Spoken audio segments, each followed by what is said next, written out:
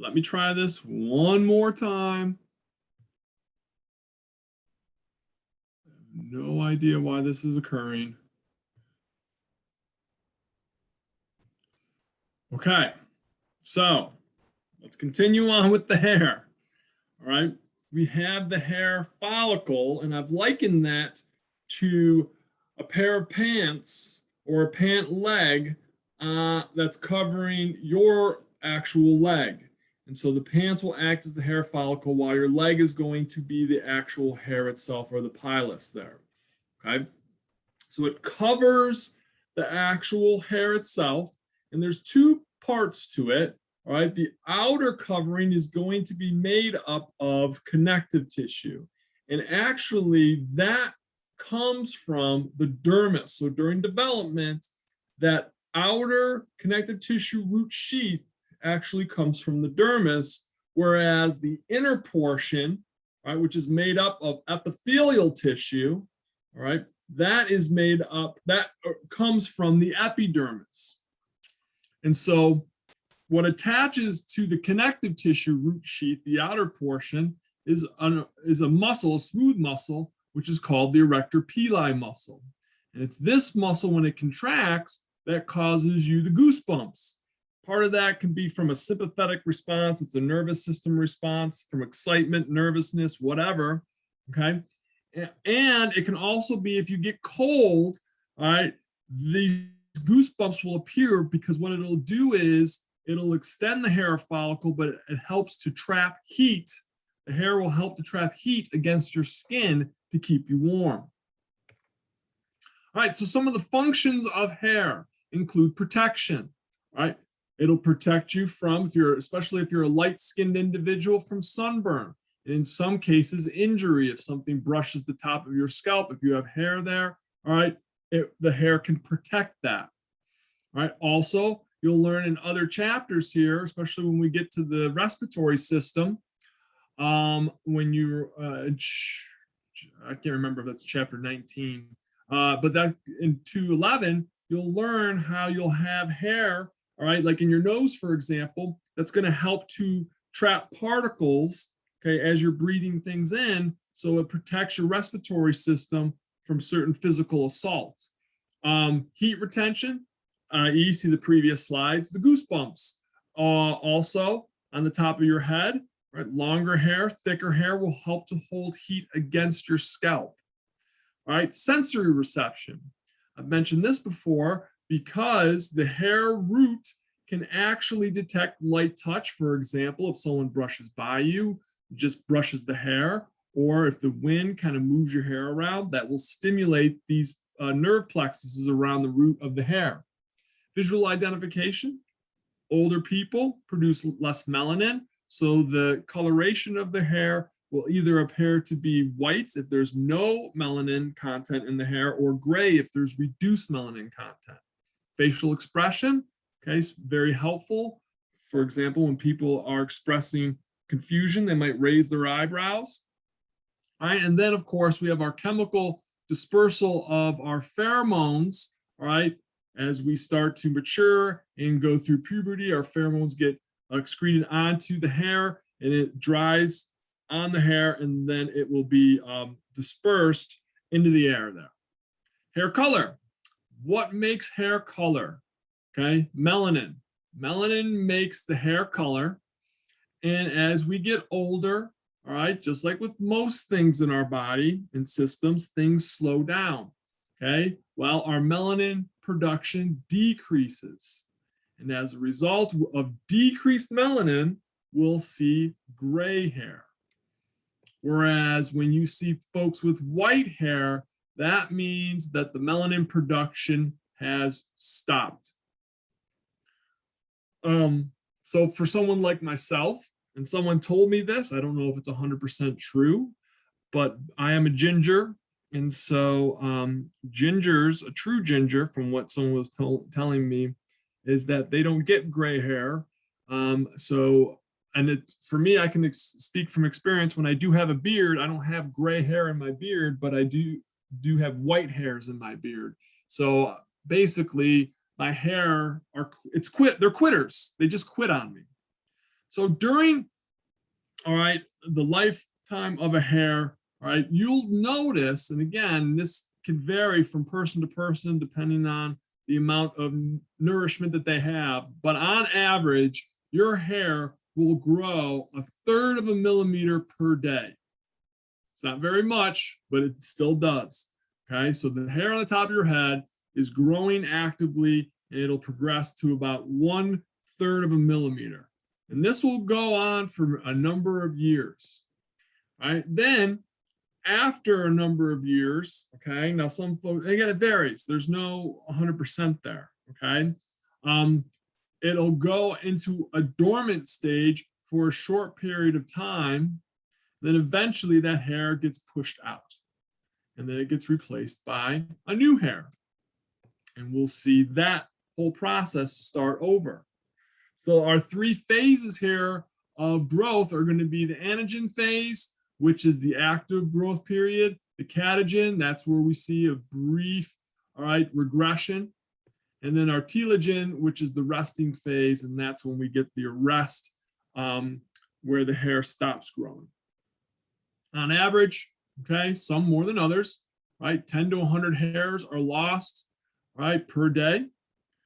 Thinning of hair, though, we call that alopecia. And you might see commercials for alopecia. For the most part, alopecia is a normal occurrence with aging.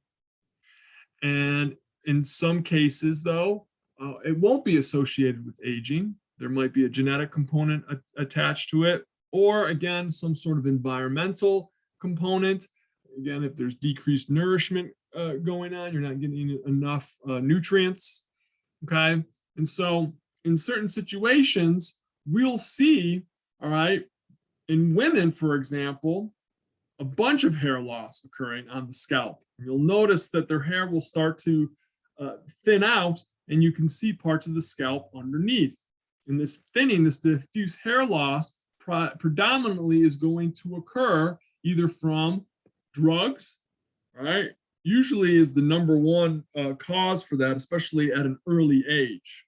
But if you start to move into the 40s, the 4th and 5th decade of a woman, hormone production starts to taper off. Well, it's been declining, all right, after the 30s into the 40s, hormones will start to decline, and so you'll get that loss of hair.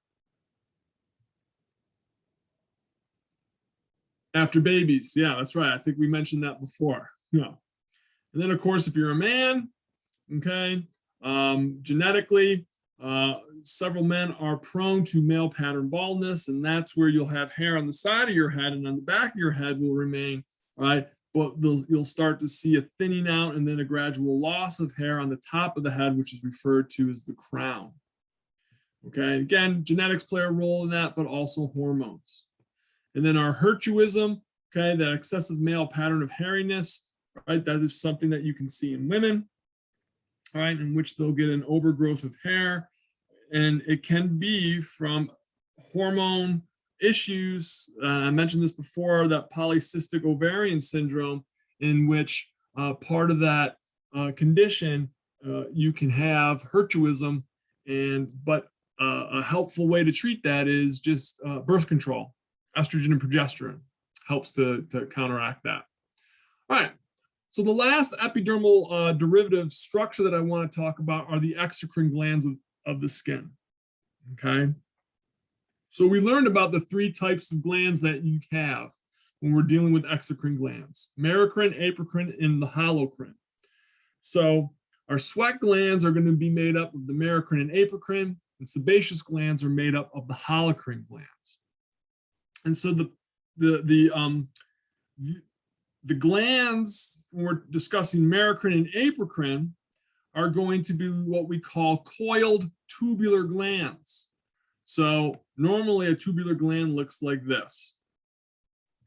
Okay, so the bottom portion will be the secretory portion, all right, and this middle upper portion will be the conducting portion, or the duct, right? And so basically we're just going to roll that up like you would roll up a carpet. And so it gives it that coiled appearance there.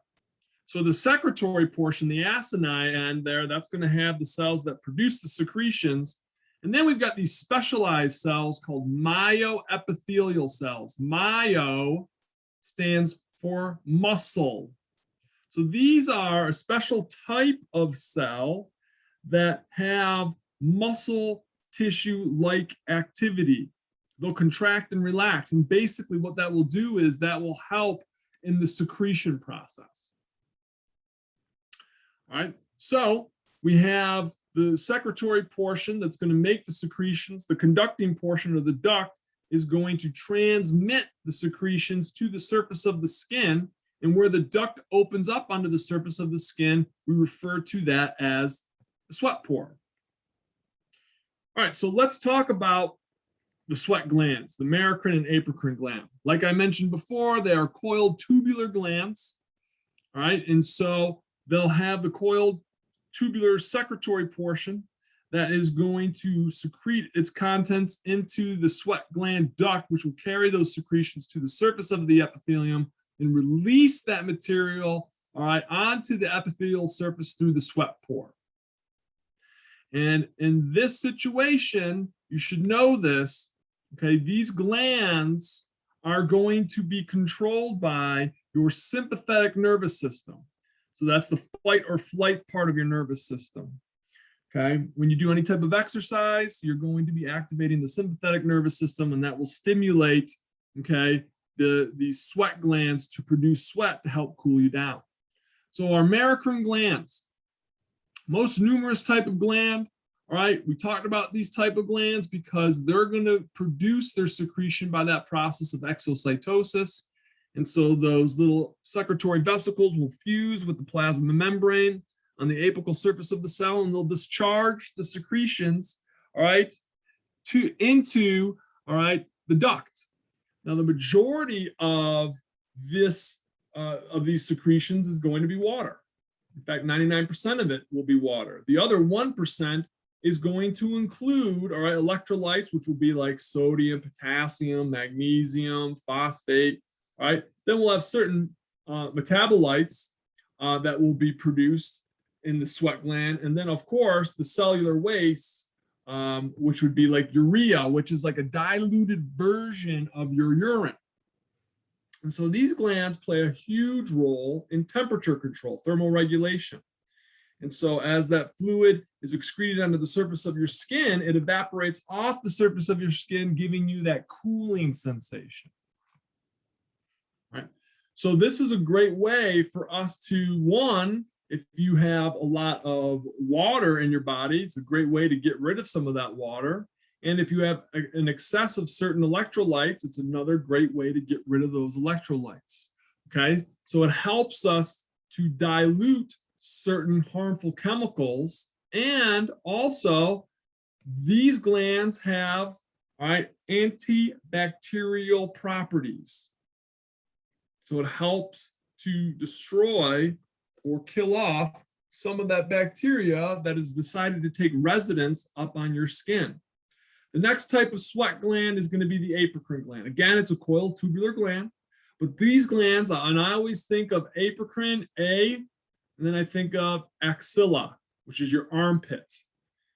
And people don't normally have hair in their armpit until they reach puberty. So it's these glands that are associated with the hair follicles, not only in the axilla, which is your armpit, but also around the nipples and in the pubic and anal region.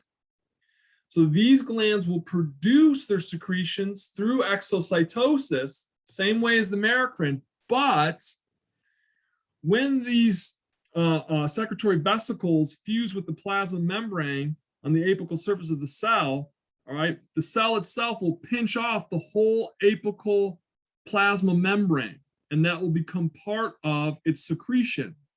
So as we know, the apical membrane is made up of the membrane, the plasma membrane of the cell is made up of lipids and also, phospholipids and proteins. So this type of secretion is going to be a little bit thicker, a little bit more cloudier. So it's going to contain more proteins and lipids because we're pinching off part of the plasma membrane. And I mentioned this before, okay, the bacteria that live on your skin naturally will gobble that stuff up, and then it will discharge its waste products and unfortunately produce that nasty smell that you may smell on some folks. Okay, that's when you tell them to go take a shower. So these cells do not become active until you enter puberty. The last type of exocrine gland for the skin is the sebaceous glands. These are the holocrine glands. Those are the glands, the cells go into a self-destruction mode, they disintegrate. And so whatever they're secreting or producing for secretion becomes part of the secretion, and then the actual remnants of the cell also become part of the secretion. So those secretions are going to be more oily. And so we call the secretion from sebaceous gland sebum, and it discharges its contents onto the hair. And so you can actually see it in good effect when folks haven't taken a shower or a bath for several days, and you'll see that oiliness there. And that's the sebum that's been discharged onto the hair there.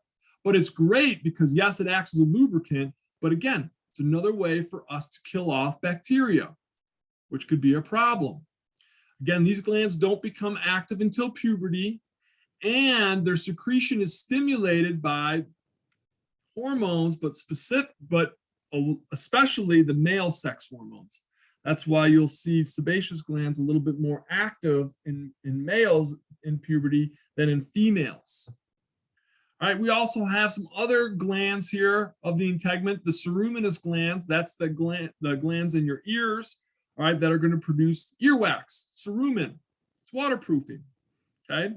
It's great because it lubricates, all right, the acoustic meatus, which is the tunnel, right, that ear canal that leads to the tympanic membrane, otherwise known as your eardrum. And so we need to lubricate that because we want to keep it like, I don't play the drums, but I know that if you want to, like the bongos or the actual kind of upright drums where you bang on with your hands, if you want to prolong the life of those drums, you will apply a wax onto the drum material to help sustain it and keep it, to make it longer lasting, I guess, so it doesn't wear away. Well, that's what the cerumen does, your earwax. Same thing, it helps to protect your tympanic membrane and the lining of your acoustic meatus there. All right, mammary glands, again, just a big sweat gland, all right, that produces breast milk. And again, as you know, an apricorn gland, the tip or the apical region of the cell pinches off. So, all right, breast milk will have a high amount of lipids and proteins in it, amongst other things, okay? And these glands become active, all right, during pregnancy and even after pregnancy. So you can see here in our picture, all right, the different types of glands here. Here's our Apricorn sweat gland. You'll see these all over the body. All right, here's the duct, here's the sweat pore, right? It'll discharge the sweat onto the surface of the skin. Then you've got your apricorn sweat gland that'll discharge its contents right onto the hair follicle and the hair itself, along with the sebaceous gland, which will do the same thing. So sebaceous glands and apricorn glands are affiliated with hair. All right, which brings me to acne.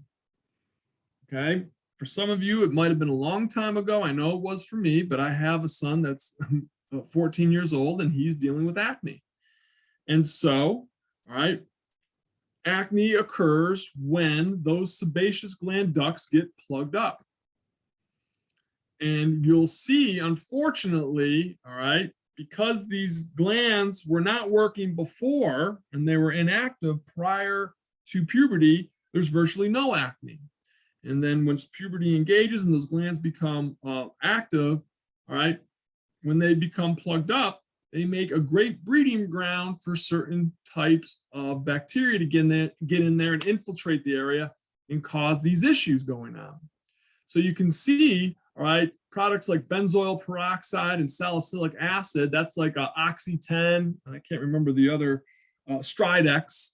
Those are those pads or that cream that you can rub on. It's great to treat with that. Some folks, when you get into a little bit more of a serious type of acne infection, might have to go on to some prescribed antibiotics, right? And even retinol A, which is vitamin A, all right, that helps with, all right, some of the acne problems, again, because you're going to affiliate some sort of bacteria in there because that will help to contribute to these black pores.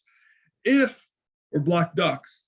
If it's not treated, you can have excessive scarring. And I'm sure that you've maybe seen some actors or some folks that have these scars on their face because of that scarring, because they had some bad acne when they were younger. All right, let's get into repair and regeneration of the integument system here, okay?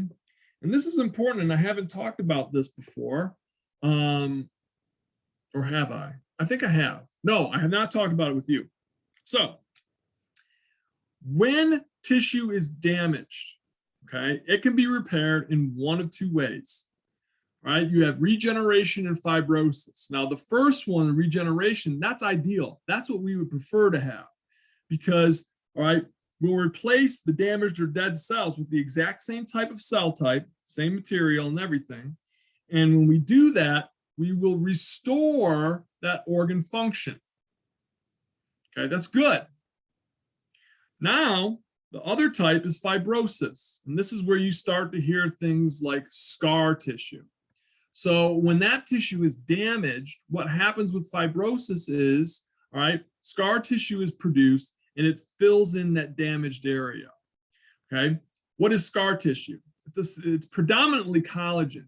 And so the fibroblasts, when they're going to be trying to repair the damage to the tissue, produce a lot of collagen. Problem with that is, all right, depending on how much damage has occurred, all right, or the amount of dead cells that have to be replaced, okay, we will find that you are not going to restore that organ function.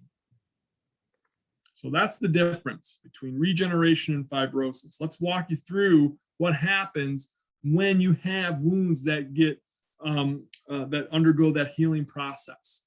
So here you are, you have some skin, you're riding along on your bike, you fall off your bike and you skin your knee. And so what has happened is you've cut into your integument and you've cut deep enough to where we've damaged some blood vessels. So now we're going to have some blood that gets into the wound. And that's what we're seeing right here. Okay, so step one or phase one, we've skinned our knee, we've injured ourselves, we have a wound here, okay, a cut, and the blood vessels now have blood going into the wound. All right, the second part is, well, we need to, all right, clot the blood. We need to stop the bleeding. So, okay, you'll learn about this in 211, right? But you have these proteins that will initiate what we call the clotting cascade and will clot the blood. So that will stop the bleeding, and it also creates a barrier between the internal environment of our body and the external environment of the outside world, so no pathogens can get in, or those that have already gotten in, all right, we cut them off from the outside world. And then our white blood cells, or leukocytes, come in and they do what they do best. They clean out the wound. So that's what we see here, okay? Our blood is now hardened and it's clotted. And now we're seeing macrophages and neutrophils, okay? Those are our leukocytes. They're coming in to start to fix the problem that's occurred here. If any bacteria or viruses have gotten in, all right, those leukocytes will start to go on the hunt and try to destroy those. And the macrophages will also go around and start to destroy any of the damaged tissue because we're going to start the repair process soon. Fibroblasts infiltrate the area because they're going to start to create collagen and elastic fibers, right, also as part of the repair process. So our third stage is the damaged blood vessels that were damaged in the fall, they'll start to be repaired and regrow. Now, unfortunately, we start to form granulation tissue. Granulation tissue is like that pre-scar tissue. So that's what we're going to see here in our third stage here. So we start to regrow the blood vessels here, right?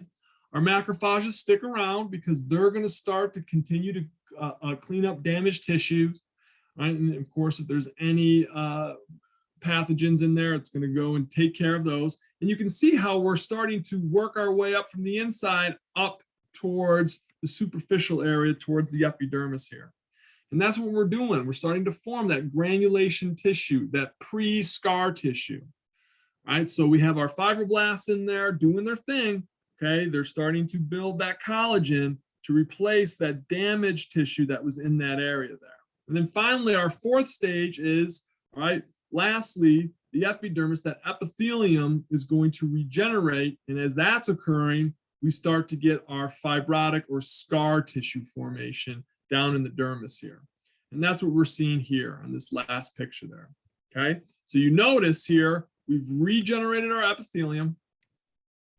Okay, and then we've got our scar tissue down in here, all right, or our fibrotic tissue that the fibroblasts have laid down. And that's pretty much it for the stages of wound healing. So there's a condition here called psoriasis. Some of you may have heard of this, all right? It is a skin disorder, okay? Specifically, it's an autoimmune disease, okay, that attacks the skin. And so basically, your own immune system, the T lymphocytes or T cells, attack the keratinocytes and they destroy the keratinocytes. So because you're getting a loss of keratinocytes in that specific area of the skin, okay, the stratum basale there is working overtime, okay? So it's working overtime. The stem cells there are trying to generate more keratinocytes that were replaced by the attacked keratinocytes, all right, from the T lymphocytes.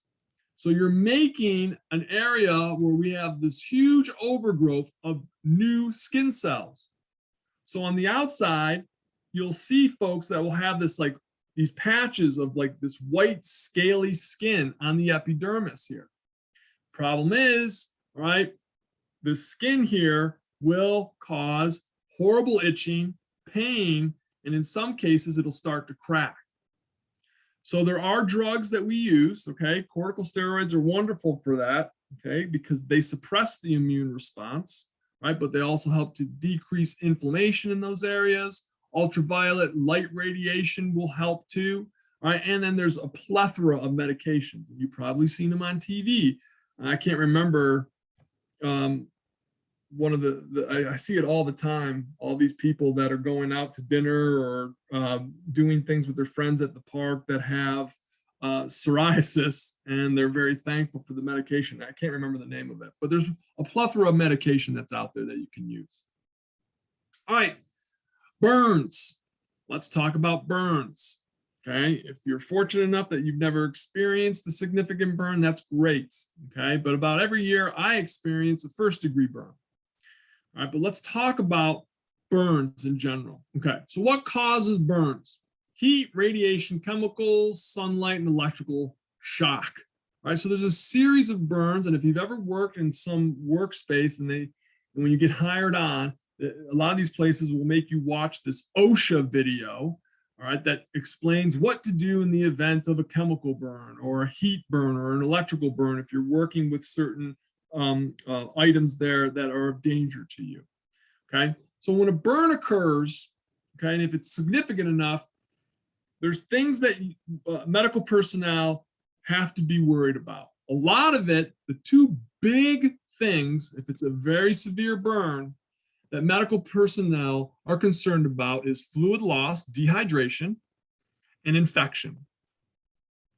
So we break down our burns into 3 degrees. The first degree is only going to involve one layer of the skin, the epidermis. That's the most superficial. So a bad sunburn might be an example of this, okay? So you'll see some increased redness in the area because you have increased blood flow to the area, and part of it will be pain. So an easy way to treat this, all right, yes, you can use cool water, an ice pack, and there's certain creams like lidocaine cream with aloe vera. Wonderful stuff. Second degree burn. Now we're talking about number 2. So that means we're going to deal with 2 layers, all right, the epidermis and just part of the dermis. This is where we start to get blistering, okay? Blistering is more painful. If you get blistering, that means you're getting an increase of fluid, protein-rich fluid in the actual damaged tissue. Some cases, you may have some scarring. The third degree is the one that folks get really, really concerned with. This is the one in which you're going to the hospital for. And this will damage all of the layers that we've talked about in this chapter. So it'll damage the integument, so the epidermis and the dermis, and then it'll also damage the subcutaneous layer. And so again, medical personnel are highly concerned about dehydration and infection. So of course you'll have scarring, and in some cases, you'll have to, if it's severe enough, you'll have to do skin grafts, right? Debridement means when we start to remove the damaged tissue there, okay? And then in those cases, we'll replace that damaged tissue with skin grafts there. My husband got burned and locally I sent him home.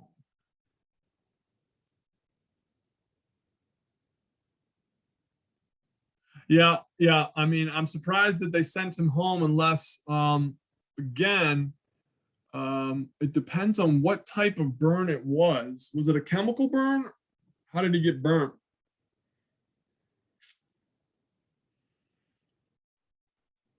Gas into fire. All right, that's interesting. Well, that brings me to a story that I usually tell my class.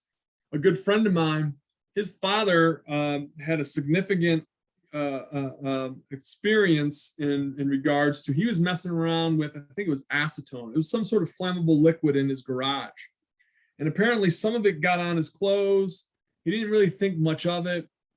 He was gonna cook out that day, and so he went and turned on his grill, and unfortunately, it caught him on fire. And I want to say it was either 40 or 60% of his body had gotten burnt, and so he had to undergo skin grafts and all this. Here's the crazy part: prior to the burn, he had diabetes and high blood pressure. After, this is nuts. After he got burnt and went through the treatments for it, his diabetes, I'm not making this up, his diabetes went away, and his high blood pressure, his hypertension went away. And so tell me about it. It was a blessing in disguise. And the joke is that experience, that burnt, saved his life, because hypertension and diabetes, it can, very sad. But because of it, and part of it was he was overweight, and as a result of the scarring and the burn that occurred, and everything that he went through, he actually lost a significant amount of weight, and it got rid of his diabetes and his high blood pressure. It's the craziest thing. Yeah, interesting story though. No, I know. And I've got some burn marks on my body too, and I've still got some scars from that. Nothing to, again, the skin is the largest organ in the body, so you have to be careful with that. So when we talk about the severity of these burns here,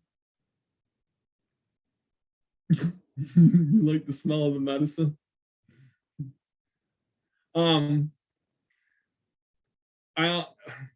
Well, if you like the smell of medicine, then I'm going to make a confession to you guys. When I was a little kid, I liked the smell of exhaust from cars and buses. I don't know why I told you that, but anyways, I don't know what it is. And I know I'm not the only one, because I've talked to people before and they've said the same thing, it's a weird thing. All right. So when we talk about burns and the burn severity, we use what we call the rules of nines. And this is a way that we can assess, all right, or estimate the surface area. I do too. I like the smell of gas too. That's why I'm always mowing the lawn. So when we're talking about, we use the rule of nines. And the rule of nines is basically, all right, we just divide the body up into these 9 regions here, and depending on how many of those regions are occupied by burns will give us a level of severity for the overall situation. So the basic thing with the burn is, all right, depending on the severity, is one, okay, you got to manage the fluid loss. Dehydration will kill you, okay? And then, of course, we're going to relieve the swelling, and by doing that, we'll also help to reduce the pain, because the pain is bad when we're talking about these burns. remove the dead tissue so when the new tissue is growing, it's not impeded by anything. Obviously, make sure, because now we've removed a significant portion of our protective barrier, we have to keep an eye out for infection. And because the organ, the skin, needs to repair itself, you need to make sure that you're giving it plenty of nourishment. So you have to increase the caloric intake during that time. All right, so I want to finish up here with the effects of aging on the integument. As with all these organ systems, near the end, we talk about what aging does. Now, remember what I said before in chapter 5, okay? Aging slows things down, okay? Everything just starts to peter off, okay? I drive a car that's over 22 years old. It doesn't drive as fast as it used to when I first bought it, okay? So, same thing with the integument. Our skin, as it ages, right, we're going to see stem cell activity decrease because, all right, we see a reduced number of stem cells, but also they just slow down. So that tissue repair process will slow down. And as a result, okay, you're going to see a decrease in fibroblasts. Well, what do fibroblasts do? They make collagen, and they also make the elastic fibers. So because we have fewer fibroblasts, you'll have fewer collagen fibers, which decreases the strength of your skin. And because we have fewer elastic fibers, we're going to lose elasticity. So we'll start to see wrinkles form. We'll have fewer dendritic cells, so our immune response decreases. And then our hair follicles are going to produce thinner hair. So one of the things that we do have to concern ourselves with, you know, especially the older we get, is, you know, I mean, when you've lived a long time, you've probably seen the sun, all right, a couple of times. And so you're getting exposure to the ultraviolet radiation from the sun, okay? So the things that you want to avoid is chronic overexposure to the sun, and obviously smoking. Again, this isn't a PSA to not smoke, but again, smoking will cause damage to the cells. And so if we're getting the smoke damage and the chronic overexposure to the sun, will damage the DNA in these epidermal cells. And you've seen people that have been smokers for like 30 years.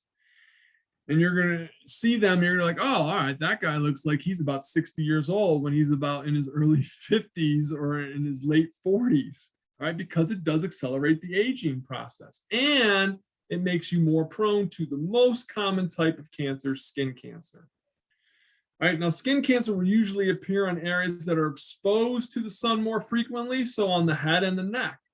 And someone like myself is going to be much more at risk for skin cancer. Here's a couple of common skin cancers. Basal cell carcinoma, right? My father had this. He had this growth growing on. It was about as big as, trying to think what it looked like to me. Like a Jolly Rancher. That's a perfect example. It's about as big as a Jolly Rancher candy, okay? And so you'll see this, all right? It was on his neck, all right? But of course, it starts off small, all right? And then it can grow, all right? So you'll see it down in the bottom layer of your epidermis in the stratum basale there, all right? Easy, just cut it out, get rid of it. The next is the squamous cell carcinoma. All right, now this one here, you have to be really careful of because this one can get bad, all right, because it can metastasize. And when it does, that's going to be an issue. So again, when you see it, all right, this is going to require surgical removal because if you don't, if it's left alone, it will metastasize. The malignant melanoma, this is the bad one. And again, melanoma, all right, think of melanin. So this type of cancer is going to have a darker color to it. All right. So again, if it's detected early enough, you can remove it, no problem. But if it's left alone and it does not, then you can start to get metastasis. And when that occurs, now you're going to start to get into chemotherapy, radiation therapy, all right, maybe some interferons, all right, which is just more chemical treatment there. Which leads me into one of my favorite things to talk about, Botox. Okay, Botox is a wonderful drug. Okay, but guess what? It is also one of the most deadly toxins, all right, that bacteria produce, especially Clostridium botulinum, okay, also known as botulinum toxin type A. This guy here is a very dangerous paralytic. And so some folks use it, and of course we use it now, all right, to help, all right, with decreasing the tightness in muscles. And so when you inject this into certain areas of your face, what it'll do is it'll paralyze those muscles. And by doing so, you get rid of wrinkles. So depending on where you want it, I've had several patients that have it injected into their forehead, and it reduces and gets rid of the wrinkles in the forehead. Also on the lateral portions of their cheeks near the eye, near the eyes there, gets rid of those, what they call crow's feet. Oh, really? I'd be surprised. I mean, don't get me wrong. Botox has come a long way, folks.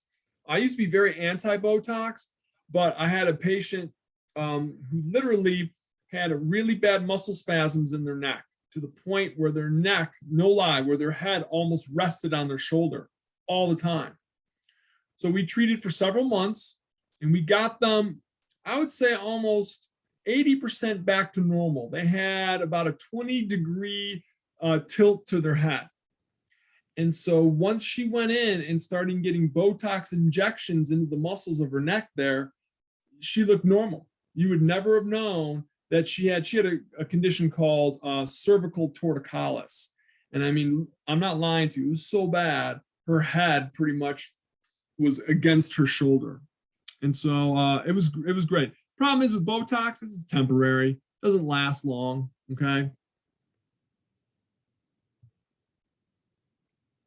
All right, so what is the active form of vitamin D? We're bringing you back here, folks. The active form of vitamin D is called calcitriol. You need to know that, and you also need to know where the active form of vitamin D is made. Does anyone happen to know? I'll wait for an answer. Okay, does anyone remember where calcitriol is made? I'll give you a hint. It's in an organ inside of your body.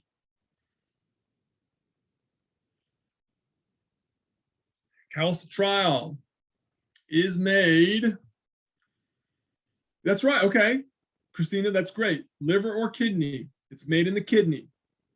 The liver makes calcidiol, which is an intermediate, it's still inactive. So the liver makes calcidiol, then it circulates through the blood, then it makes its way to the kidneys, and the kidneys convert it into calcitriol. That's good though, liver or kidneys, you had a 50-50 chance. Yep, the kidney, right on. All right, well, that ends what started off as a very stressful class for me. Technology is a blessing sometimes, but sometimes it sucks. All right, and we still finish with a couple minutes to spare. So let's take our 15-minute break. We'll meet back here in lab. Onychomycosis.